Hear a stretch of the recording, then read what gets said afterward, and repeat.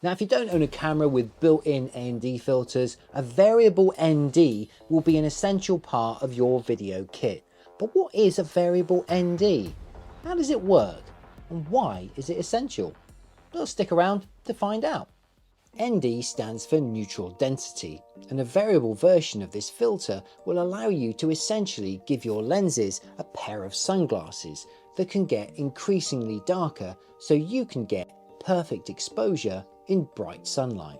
So how does it work? Well, in practice, a variable ND will screw directly onto the end of your lens. And when you've got your camera settings as you like them, you can adjust this filter by turning the ring to ensure perfect exposure. So what does it mean for all you content creators just like me who love to shoot video? The primary benefit of a variable ND filter is it helps you maintain normal motion blur at the camera settings and aesthetic you choose. More on that in a minute. Let's get to standard motion blur. So how do you achieve standard motion blur? Well, if like me you shoot 25 frames a second, then you would double your frame rate, so double 25, to get the correct shutter speed, which is 1/50th of a second, and that will give you a standard motion blur. And if you're using shutter angle, then set that to 180 degrees. Right, enough of the maths, let's get outside and try it out. Okay, so we're out in the bright sunshine. The camera is set up without the ND filter on it. It's at ISO 100 and f/22. Point being, at these settings, you're getting a deep depth of field. Everything is pretty much in focus, which is an aesthetic, which might work if you're shooting events and that sort of thing, or sports. But if you're doing an interview and you want a shallow depth of field, you want, say, that cinematic look with a bokeh, with everything blown out in the background, then you're gonna need the ND filter. So let's pop one on and show the difference between with and without. So we've got the variable ND filter on, and as you can see, the aesthetics changed. I'm now in focus and the background is out of focus. Perfect for an interview or if you're trying to isolate the subject, and the very reason why a variable ND is an essential part of every filmmaker's toolkit. Anyway, it's cold out here, let's get back to the video.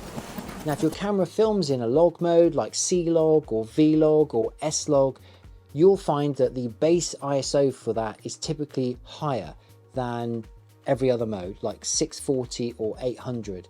So as such, a variable ND is absolutely essential if you want to get the best out of your camera and its dynamic range. That's all of its ability to capture everything from super bright things to super dark things. So which ND should you buy? Well, of course, not all variable NDs are the same, and in practical terms, of course, you want to get the one that fits the end of your lens. So you measure the diameter and you can buy the one to fit. Now there's two ways of going about sorting out your variable ND needs. The first one, of course, is to buy a large ND filter that covers your largest diameter lens, and then buy a set of cheap step-up rings allowing you to fit that variable ND to whichever lens you want as you go along.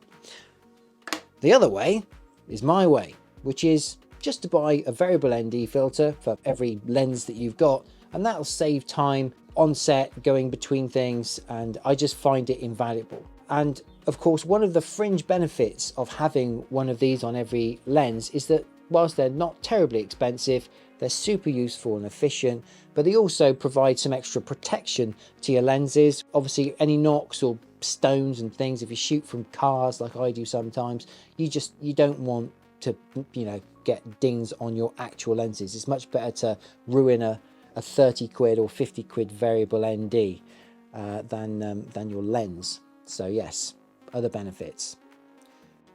Now, there are, of course, a wide range of variable NDs at different price points, and you will find that if you want the ultimate sharpness and neutral color tone, then you'll find yourself paying considerably more, like hundreds of pounds for your variable ND, as opposed to about 30 to 50 quid.